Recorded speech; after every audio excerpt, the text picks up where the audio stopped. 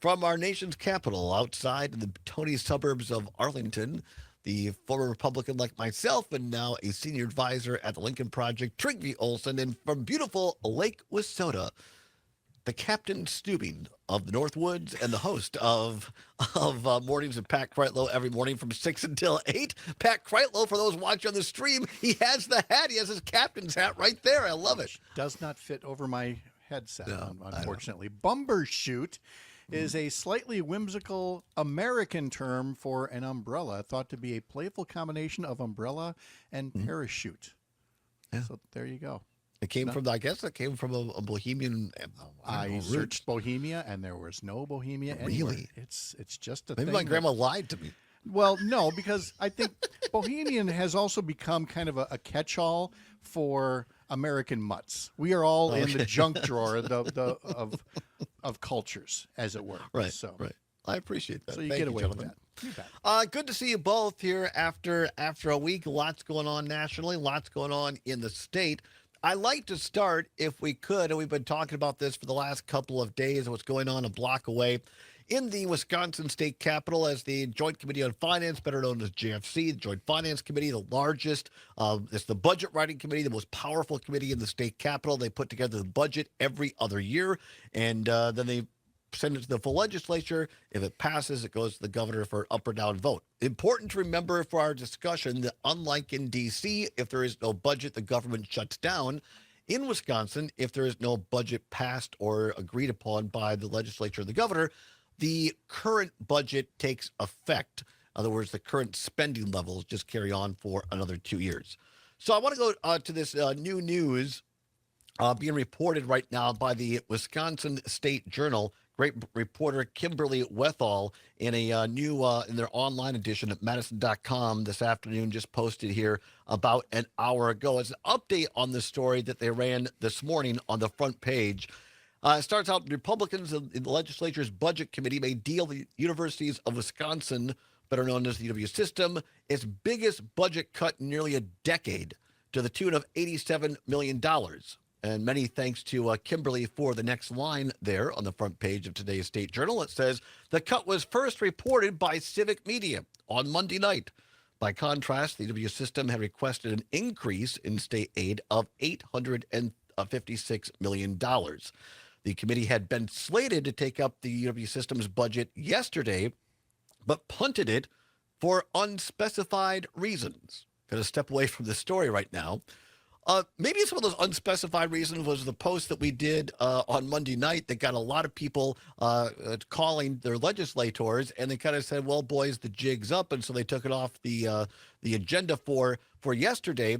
State Senator Kelda Royce, who was on the program on Monday, talked about this a little bit. She confirmed to both the State Journal and the Associated Press that she had heard rumors of that $87 million number herself. Yet last night, this morning, State Assembly Speaker Robin Vos was couching it a little bit in terms of, well, my caucus is in favor of that number, but they wouldn't say what a lot more. Now, the State Journal and Kimberly Wethall are reporting the following, quote, Assembly Speaker Robin Vos, Republican of Rochester, confirmed today that Republicans were looking at least a cut of that size because he said the UW system had not done enough to ensure conservative students feel like they belong on campus. Vos also said he believed too much, quote, political correctness, unquote, remained on campus and alluded to the pro-Palestinian protests that have taken place in the last 2 years. Going to step away from the story. Pat Kreitlow, former Democratic state senator. Thoughts? Thoughts begin with the word Taliban-esque, because that's exactly where Robin Vos is, and he's comfortable in that role of being the thought police for the University of Wisconsin and for students who attend there. And his idea is not about stifling anybody's speech, but he can stifle their money. And if he cuts enough of their money with demands that they adhere to his way of thinking, Taliban-esque is the word that fits there. And he goes on to say in this article, you know, it's not about cutting money. It's about getting some kind of reforms to the broken process we currently have.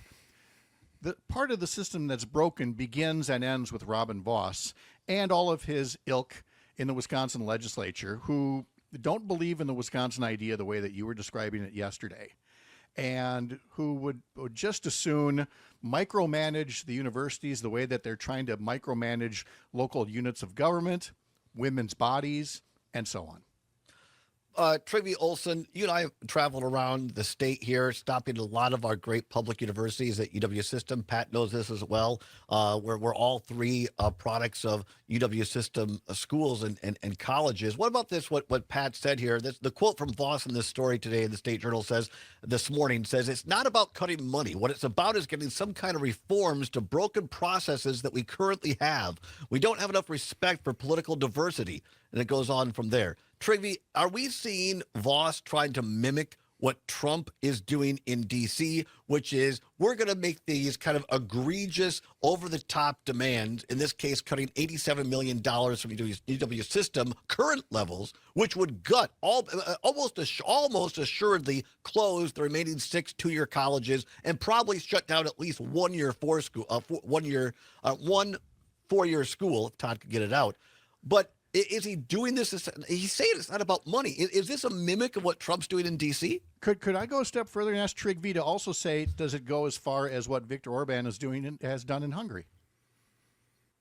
You guys are loading up on me, man. You're the expert, man. Right? You've actually fought authoritarianism. He fought authoritarianism, and he won. Let me unpack this in a few different ways. First of all, I'm a little perplexed because by Robin's quotes. If you guys know, listeners may not, I've known Robin since high school. In college, Robin was the first student regent. There were 3 candidates, me, Robin, and one other guy. I didn't really care because if I became the student regent, it was going to be less time on Water Street drinking beer and chasing girls. You're a good man. So we ultimately came to a conclusion, though, it was going to be the UW-Madison kid if Robin and I, as the state school kids, didn't have one candidate. Robin Vos. Robin Vos has been more engaged in the UW system over a longer period of time than perhaps anyone in the state other than Tommy Thompson, going back to college when he was the student regent. He represents, I believe, Whitewater. And yes, he's putting out this balder. My question is, if it's this bad, Robin, what in the H double hockey sticks have you been doing since we were in college? What have you been doing? And yes, it is sort of Orban-esque. Quite frankly, it's just abject stupidity in many ways. And as I said before, the University of Wisconsin-River Falls is not a woke den of indoctrination. I doubt that Robin Vos thinks that Whitewater is a woke den of intolerance towards conservatism. In fact, when we were on the Stevens Point campus, Students for Liberty and about 4 other conservative groups all had tables up, for God's sakes. Like, man, what are you talking about, Robin? And where have 2 people like you and I gone so off in opposite directions about what the school, what the Wisconsin idea and what Wisconsin is about? Or are you just paying lip service because you want to be and are afraid of what it means if you don't go along with the lie?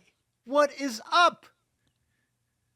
Sorry, you cranked me up, but I just want to know what, I mean, honestly, I wish we were on a podcast because I would unleash expletives, as you know I can, in very unique ways, Todd, but like, what is going on? Doing it right now. No, this is, I mean, Pat, you represented UW institutions when you're in the state senate. You're a graduate, as Trygve is, of UW Eau Claire. We all know the value. When Trygve and I did the show in Eau Claire, and you were there, I mean, there, again, it's not some wokeness on UW Eau Claire's campus. No, it's most certainly not. It is, but no different than what Trump is trying to do to Harvard and Columbia. This is all politics. It's just pure politics of grievance, that their only path to staying in power, where they can do things for their wealthy benefactors, is to convince enough of the population that didn't go to college that colleges are these ivory towers, these elite institutions of people who don't think like them. when the folks out there who didn't go to college oftentimes scrimp and save and work hard. You know why? So that their kid can go to college and get an education, or a tech school, or a trade school, or something that maybe they didn't get the chance to do. But if you can get enough other people feeling aggrieved by people with, different levels of education, you can win elections. We've seen that happen now. You cannot campaign as overtly on, say, people's race, but you can say urban, but you can go against people who have an education. Scott Walker's War on Teachers, this is in some ways a continuation of that. If you go after the educated, as happened in Hungary and other countries as well, you have this so-called populist path to power, and then people learn the hard way that these populists, they didn't really want to do anything for them anyway, just witness the big, beautiful boondoggle of a bloated budget bill that Donald Trump has right now. I said this before on the show, won't go into it in detail. When I was still in the legislature working for Dale Schultz in the state Senate behind closed doors at caucus meetings, this is 12 years ago. Even then, there were select members in that caucus that had no time for anybody from UW. Oh, that's just a bunch of liberals. I don't want to hear about it. So Pat's right. This has been festering for some time. When we come back, our further discussion of the UW system, where are the Democrats in this? Where's the leadership? And is Jay Rothman the frog or the scorpion? We'll explain on the other side. Don't go anywhere. It's the Todd Allball Show for a Wednesday. Trygve, Todd, Allball, Zommers, and all of you as well. The Civic Media Radio Network. Just flew open the windows. Even though the rain's coming in, we could hear this song out of Speaker Robin Vos's window blaring down State Street right now. They're having the Republican Assembly caucus to find out how they're going to deal with this. Always glad when we can break a little news, which we did on Monday night after our sources confirmed that Republicans were looking at cutting $87 million from the University of Wisconsin system budget, not from the $300 million plus request from the governor, not from current, but from current spending levels, $87 million cut. Broke that news. Appreciate the State Journal putting it in their story today. And now their great reporter, Kimberly Wethel, further reporting Speaker Robin Vos's comments today, this afternoon, saying that confirmed our reporting that, yeah, they're looking at that number, $87 million. Says, quote, it's not about cutting money. It's about getting some kind of reforms and the broken promises that we currently have. We don't have enough respect for political diversity. Heaven forbid if you're a student who's Jewish or has a different viewpoint on campus where you feel like you're either targeted or the victim of potential hate. So we want to ensure that whatever happens on campus, it's a free exchange of ideas and that people understand the basis for what the university should be, unquote. Robin Vos. And it goes on to further attacks on so-called DEI stuff, which the university has already addressed. Pat Kreitlow, host of Mornings with Pat Kreitlow, 6 until 8. Trygve, Olson, senior advisor at Lincoln Project. I want to get to this. Yes, Republicans, in my opinion, have not properly funded education. Yes, Robin Vos's comments on this are ridiculously bad. But where are Democrats? Tony Evers now has the majority of appointees on the Board of Regents. They're the ones that put Jay Rothman in this position, the president of the system. They have people who are paid $200,000 who are supposed to be the lobbyists for the system to the Capitol, to the legislature. And they thought by being the parable of the frog and the scorpion, where the frog gives the scorpion a ride across the river and the scorpion stings him in the middle. And the frog says, why? And the scorpion says, because it's my nature. Did Jay Rothman, is he the frog here? And you think, well, by being a more amiable frog to cut some of the DEI stuff, that somehow Robin Vos will be nice to me. Pat Kreitlow, you've worked in the building. These current iteration of MAGA Republican leadership, like Robin Vos, they're political scorpions. They're never going to change. No, they're never going to change. This was power. This was their path to power, and they already know. Here's something they already know, even though they don't want to admit it. If there is a fair debate, a clash of ideas, if you will, on campuses, most progressives, liberals, whatever you want to call them, feel pretty confident about their chances. You don't have to rig the game. And that includes anybody who has just literally arrived on campus, fallen off the turnip truck from, Reedsville in Manitowoc County, where my wife attended UW Eau Claire. They come off the farm. They come out of our small towns. They come from wherever. They come to get an education. They come to make them, improve their lives. And they come to debate ideas. And the number that come out of there saying, gosh, you know what we ought to do? We ought to shrink government to the size where we can drown it in the bathtub and hope that benevolent billionaires will fund our education and our health care. That number ain't zero, but it's awfully close. So, Speaker Vos, let's just have that exchange of ideas rather than you putting your thumb on the scales. Okay, I'm fine with that. I don't disagree with you, but I want you your quicker comment, and then Trygve. But what about Tony Evers, who I think is doing a fine job, but I just don't understand, Pat. What do you want? What do you want? What can he do at this point? Is he going to stand on the floor? Now, I mean, no. why wasn't he going around Jay Rothman and select regions around this state, going to cities where these institutions are and saying, this is what this means to us. Help us lobby. Why weren't they out there promoting this? Well, because they know that the lobbying, frankly, they know who Robin Vos and the Republicans are. So I don't mean to sound cynical. I don't mean to sound cynical about this, but I think they're not the least bit surprised. And instead of working on how do we stop this thing that we can't stop, I think what they're working on now is how do we convey to people next year, you see what these guys did? You shouldn't have trusted them.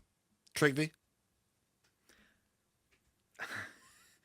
I leave him speechless all the time. First of all, what I would do if I were on the Democratic side, I would get a bunch of these trucks. Lean up a little closer to Mike, Trygve. I would get a bunch of trucks with speakers and that can show ads, and I would literally follow people like Robin Vos around. I would have them all over the state, literally playing "We Don't Need No Education." Literally, that would be step one. Step two would be they got to take this fight straight to people. Like, I would be holding town halls in every single university community across the state, making the point and asking people from the university to come and talk about what they're doing as it relates to the so-called free speech on campus, but also reminding people exactly who comes from those institutions like UW River Falls, UW Stevens Point, UW Superior, and the rest of them.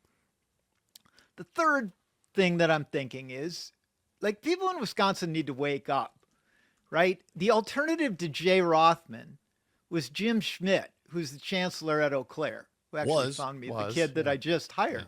Yeah, your loss, Virginia's gain. In fact, I was Todd knows this, and Pat might too, because they read my Substack. And if you read my Substack, you'd know this.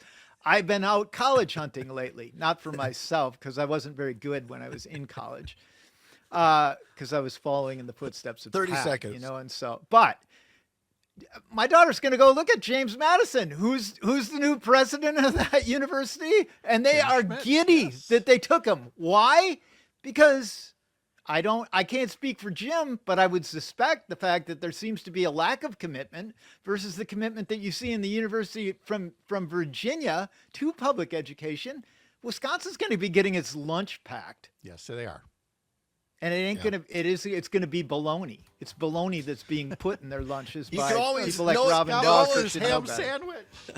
There's no bologna from 6 until 8. It is good, solid meat, newsy meat, along with some fun, packed Kreitlow mornings every morning from 6 until 9. We appreciate you, my friend. See you Have later. a great day, Lake Minnesota. Trygve and I back with your phone calls on the other side. 855-752-4842 is All Ball. It's Trygve and Sommers in the Civic Media Radio Network.